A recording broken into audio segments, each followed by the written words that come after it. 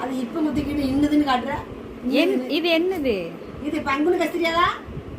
பங்குனி கஸ்தூரி. என்னது? பங்குனி கஸ்தூரிங்க. செவுட்டு முத்த மாதிரி காட்டி கிடக்குற. பங்குனி கஸ்தூரி. காலையில டீ குடிக்கும் போது முன்னாடி ஒரு ஸ்பூன் எடுத்தான்னு சொல்லி கேட்டேன். இப்ப அந்த கிட்ட நன்னதுன்னு காட்டுற. கொண்டு வை. பங்குனி கஸ்தூரி. பங்குனி கஸ்தூரிமா. சரி.